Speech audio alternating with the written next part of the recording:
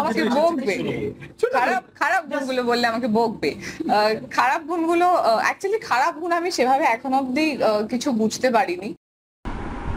Viewer superstar Shakib Khan তার খারাপ গুণের কথা বললে ইদিকা পলকে মারবে কিংবা বকবে এমন কথাই তিনি বললেন। না, একটা হয়তো খারাপটা দিয়ে শুরু করছি, আরো বকবে। বাট খারাপ হয়তো একটাই, যে মাঝে মাঝে একটু শর্ট টেম্পার হয়ে যায় একটু।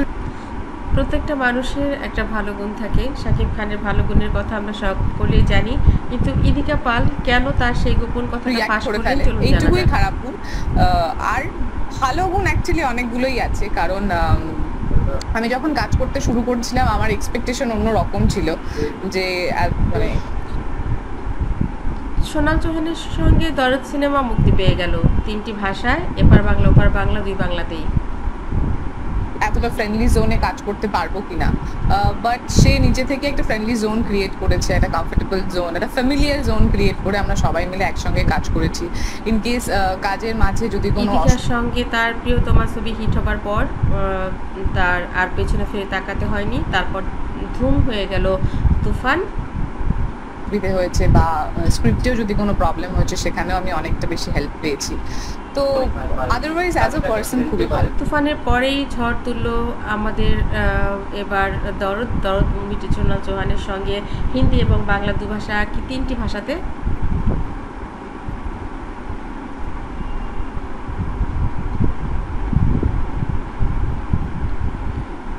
তুফানের মতোই যদি ঝড় তুলে দরদ, তাহলে আশা করা যায় ইদিকার সঙ্গে আবার তার দ্বিতীয় সিনেমা, এই সিনেমাটিও অবশ্যই অনেক বেশি হিট করবে। চলুন জানা যায় কি বলেন ইদিকা। ইদিকা বলেন তার অনেক ভালো গুণ রয়েছে, তার মধ্যে সে একদম ফ্যামিলিয়ার।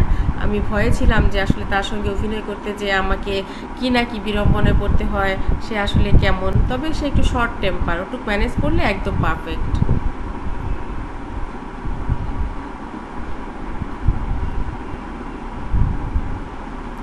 আসলে যারা বলেন যে সুপারস্টার শাকিব খান অনেক খারাপ মানুষ, তিনি কোনো খারাপ মানুষই নন। তিনি খুবই ভালো ব্যক্তিত্ববান একজন মানুষ। পর্দায় তাকে যারা যেভাবে দেখেন, ব্যক্তি মানুষটা সেরকম নন, অনেক বেশি ফ্যামিলিয়ার, অনেক বেশি ভালো।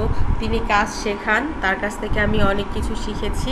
এবং তিনি বাস্তবে এত বেশি রোমান্টিক মানুষ, এত চুপচাপ একজন মানুষ, তারপরেও তাকে দেখলে বোঝা যায় যে তার ভেতরটা, ওপরটা নারকেলের মতো শক্ত, কিন্তু ভেতরটা একদম নারকেলের খোপার মতো নরম।